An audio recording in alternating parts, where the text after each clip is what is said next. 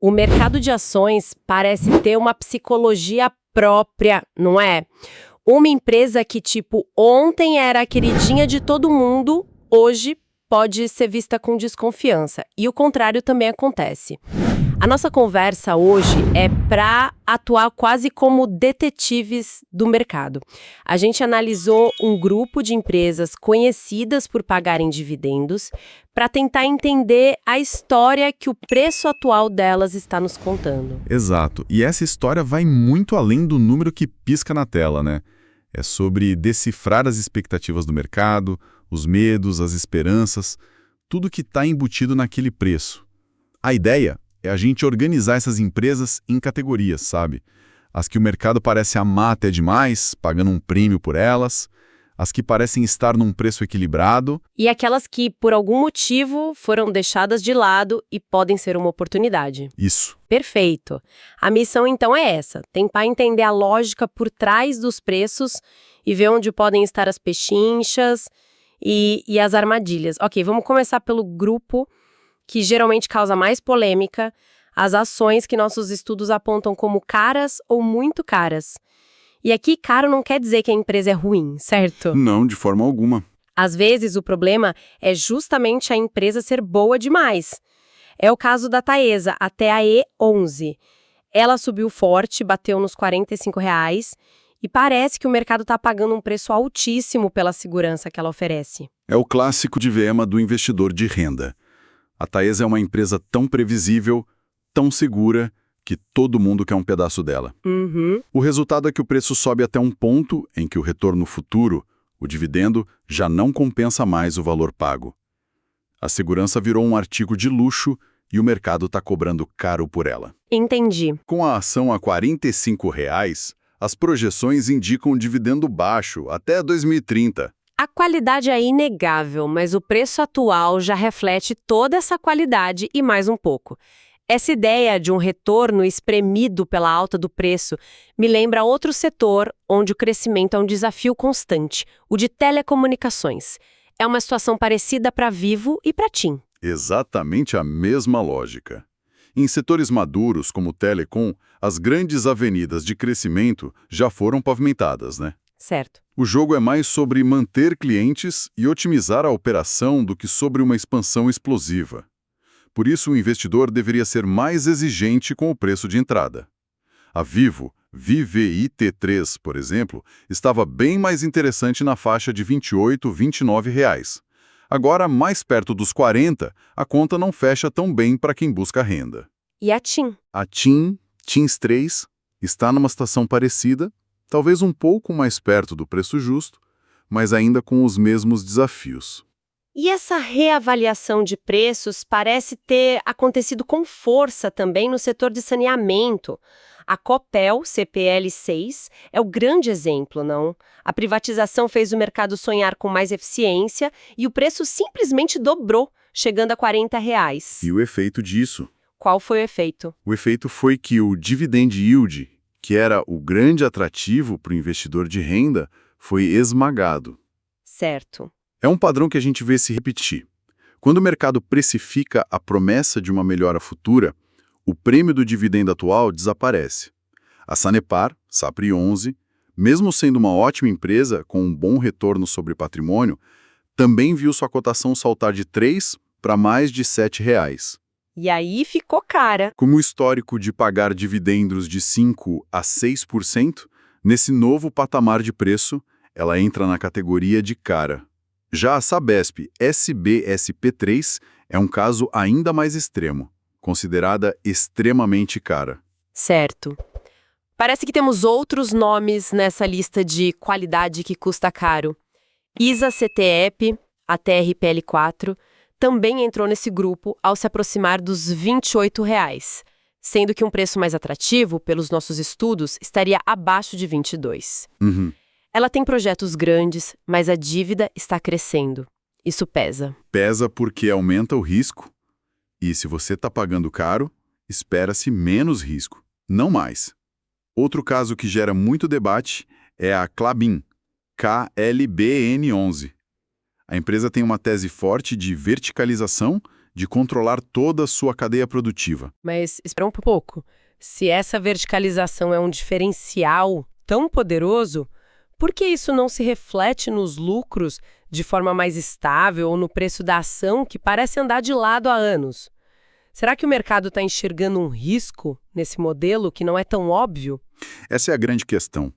O mercado parece olhar para a volatilidade dos lucros, muito ligada ao ciclo das commodities, e diz: essa história da verticalização é boa, mas na prática, o resultado final ainda balança muito. Entendi. Por essa falta de resposta consistente nos indicadores, ela acaba sendo classificada como cara, porque o preço não cede, mas o retorno esperado não empolga. E para fechar esse grupo, temos empresas como Porto Seguro e Engie, que são quase unanimidade em qualidade. Aqui é simplesmente o mercado reconhecendo a eficiência e topando pagar mais por isso. Então o mercado se sente confortável pagando um prêmio. No caso da Engie, EGI3, houve aquela bonificação de 40%. É bom lembrar que isso não é dinheiro novo, né? Se confunde muita gente. Imagine que você tem uma pizza de 8 fatias. A bonificação transforma sua pizza em uma de 11 ou 12 fatias, mas as fatias são menores. O tamanho total da pizza não muda. Boa analogia. Ainda nessa linha, temos a Alupar, a Lupi 11, que é vista como cara porque seu foco é reinvestir para crescer, sobrando pouco para dividendos. E a Odontoprev, ODPV3, num setor de crescimento limitado e com um histórico de dividendos que não é tão atrativo. Ok, ficou bem claro o perfil das empresas caras. São ótimas empresas cujo preço reflete e às vezes até exagera essa qualidade. Mas se elas estão caras, onde está o equilíbrio? Vamos para a categoria do preço justo, onde o valor de mercado parece conversar melhor com os fundamentos. Certo. O setor bancário aparece com força aqui, não é? Sim, e é interessante ver como eles chegaram aqui. Os grandes bancos privados como Santander, o SN B11, Itaú ITU B4 e Bradesco BBDC4 passaram por um período de desconfiança e estavam baratos. Lembro disso. O Santander, por exemplo, era uma pechincha entre 11 e 13 reais. O Itaú, na sua versão ITU3, estava atrativo a 26 reais. Após a recuperação recente, eles atingiram esse patamar de preço justo. E o Itaú está quase. O Itaú, inclusive, já está no limite para começar a ser considerado caro. E nesse meio temos um caso interessante de um banco estadual, o Banestes, BSE3. Ele se destaca por pagar dividendos mensais e também entra nessa categoria de preço justo. Sim, e dentro das opções de pagadores mensais no setor bancário, ele tem apresentado o melhor yield. O que é fascinante no caso do Itaú, voltando a ele, é a expectativa de uma melhora no pagamento de dividendos. Se o banco de fato aumentasse o payout, o preço teto que a gente considera hoje poderia ser recalculado para cima. Ah, então ele poderia voltar a ser considerado barato? Exatamente. Isso significa que a ação poderia voltar a ser barata mesmo sem o preço cair. E isso é um ponto crucial. Mostra como essa classificação de preço justo é uma fotografia do momento. E o filme pode mudar completamente dependendo das decisões futuras da empresa. E imagino que a mesma lógica se aplique à Itaúsa, a ITSA4, a holding que controla o Itaú. Perfeitamente.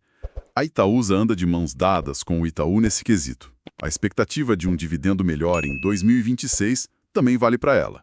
Outras que se encaixam bem aqui são a CPFL Energia, CPFE3, que mesmo após subir, ainda entrega um dividendo na casa de 6 a 7%. E a Eletrobras LLT3. Eletrobras subiu muito, né? Mesmo com a valorização forte, de 38 para mais de 60 reais. O dividendo que ela ainda paga a mantém no preço justo. E temos também a Unifique, FIC3, que cresceu bastante, mas seu potencial de expansão justifica o preço atual, sem que seja considerada cara. E para fechar essa categoria, temos uma gigante, a Vale, VALE3. Como ela se posiciona nesse equilíbrio? O que é fascinante na Vale é colocá-la lado a lado com a Petrobras. Nossos estudos mostram a Vale acima de R$ 60, no preço justo. Ela esteve barata na casa dos R$ 49. E a avaliação dela? A avaliação dela é mais esticada que a da Petrobras, mesmo ambas sendo reféns do preço das commodities. A diferença é que a percepção de risco e as projeções para o minério de ferro a colocam nesse patamar mais equilibrado, aos olhos do mercado, enquanto a Petrobras, bem, a história dela é outra. E essa deixa é perfeita. Chegamos à categoria que todo mundo espera, a caça ao tesouro. As ações que, segundo nossa análise, estão baratas ou até de graça. São empresas que o mercado parece estar subestimando. A primeira da lista parece ser um caso claro. BB Seguridade, BBSE3. Sim, ela se destaca como uma das mais baratas do momento. Na faixa de R$ 33, R$ 34, podendo ir até R$ 38, é considerada de graça pelos indicadores. Até 38 de graça? Sim, acima disso, barata. Só começaria a entrar no território do preço justo lá pelos R$ 40, R$ 42. É uma combinação de resultados crescentes com um preço que não acompanhou na mesma medida. E a outra que aparece como de graça, como você adiantou, é a Petrobras, PET4. A análise aponta um preço teto de R$ 39, mas aqui o barato não vem sem um preço, não é? De forma alguma. E aqui a gente precisa ser muito claro sobre a relação risco-retorno. Investir na Petrobras barata é como comprar uma mansão incrível numa área com risco de terremoto. Nossa, que analogia. O preço do imóvel é uma pechincha, mas você nunca sabe quando o chão vai tremer. O risco estatal é esse tremor constante que o mercado coloca no preço.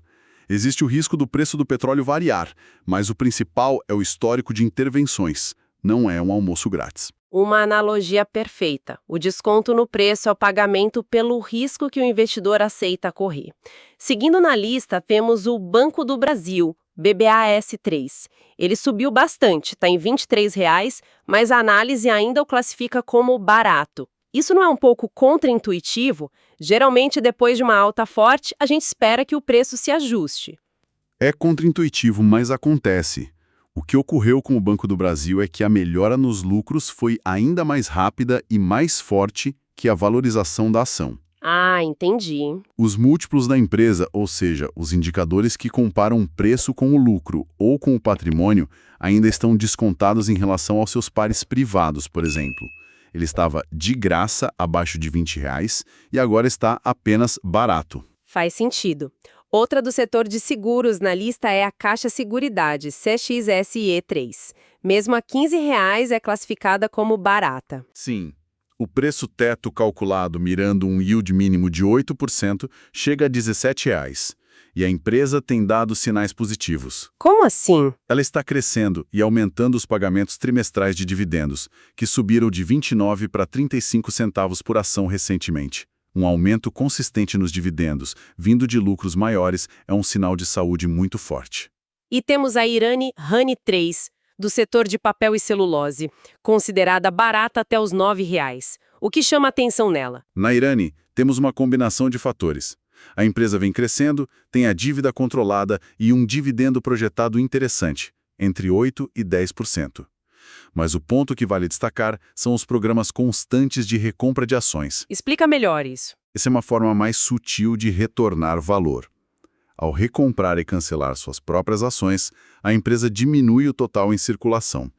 Isso significa que o lucro futuro será dividido por menos fatias e a participação de cada acionista aumenta. E voltando aos bancos, um que parece estar barato há muito tempo é o Banco ABC, o ABCB4. A cotação parece travada entre R$ 20 e R$ 23, mesmo com indicadores como preço sobre valor patrimonial bem baixos. Isso não pode ser uma armadilha de valor? Pode, e esse é o grande debate em torno do banco.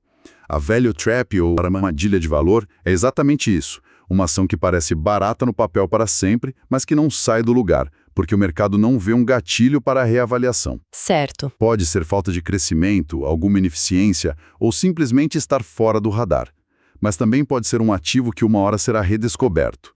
O desafio é diferenciar um do outro. E para fechar nossa lista de baratas, temos o Banrisul, BRSR6, mas com uma ressalva enorme. Qual é o problema do Banrisul? O problema do Banrisul se resume em 3 letras: ROE. O retorno sobre o patrimônio líquido. A eficiência, né? Exato. Esse indicador mede a eficiência da empresa em gerar lucro com o dinheiro dos acionistas. O ROE do Banrisul precisa melhorar. Sem essa melhora, não adianta o preço parecer uma barganha com um P sobre VP de 0,4, por exemplo. Na prática, a ação se torna cara, porque a empresa não está gerando valor de forma eficiente. A classificação de barata aqui depende totalmente da aposta em uma virada operacional. Então, olhando para tudo isso, fica claro que a classificação de uma ação está longe de ser uma sentença definitiva.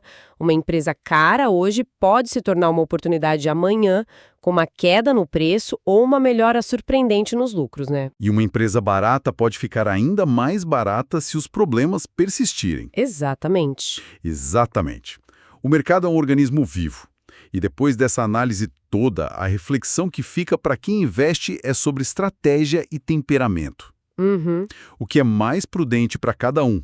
Buscar o conforto e a segurança percebida em empresas de altíssima qualidade, que o mercado já precificou como caras, aceitando um retorno potencialmente menor, Ou o caminho oposto. ou assumir o desconforto, a incerteza e o risco de investir naquelas consideradas baratas que o mercado pode estar ignorando por um bom motivo, na esperança de um retorno muito maior se a sua tese se provar correta. Hoje a gente vai fazer um resumo bem rápido sobre a avaliação de preços para algumas das principais ações de dividendos da nossa bolsa. Olha, de acordo com os nossos estudos, essa alta recente do mercado meio que mudou o cenário todo, né? Então a grande questão é: onde é que ainda podem existir oportunidades? Primeiro ponto, muitas daquelas ações de dividendos mais tradicionais acabaram ficando caras. Sabe, empresas que subiram bastante, tipo a Taesa, que bateu lá nos R$ 45, agora são consideradas caras. O mesmo está acontecendo no setor de energia e saneamento. Pensa na Copel, que dobrou de preço depois da privatização, e na Sanepar, que também subiu muito. Elas estão vistas como bem esticadas. Segundo, o setor financeiro ainda parece apresentar oportunidades. Nossas análises indicam, por exemplo, que o Banco ABC, negociado ali entre R$ 20 e R$ 23, continua barato. E no segmento de seguros, a BB Seguridade, que está na faixa dos R$ 33 a R$ 34, é considerada uma das mais baratas do momento. A Caixa Seguridade, a R$ 15, também está abaixo do preço teto que a gente projetou, de R$ 17. E, finalmente, as empresas de commodities. Elas oferecem diferentes níveis de risco e preço, viu? A Petrobras, por exemplo, com um preço teto de R$ 39, é vista como muito barata, só que ela carrega um risco elevado por ser estatal e depender do preço do petróleo. Já a Vale, negociada acima de R$ 60, é considerada em preço justo. O valor dela depende muito da cotação do minério de ferro, o que a torna um pouco mais esticada em comparação. Então, em suma, a alta da bolsa deixou muitas ações tradicionais caras, mas os setores financeiro e de commodities ainda apresentam oportunidades que precisam ser avaliadas com muito cuidado. Esse estudo não constitui nenhum serviço de análise ou recomendação. Este é o mercado de renda variável Bolsa de Valores, onde o risco é inerente. Toda e qualquer decisão é de cada investidor. Um abraço e até a próxima!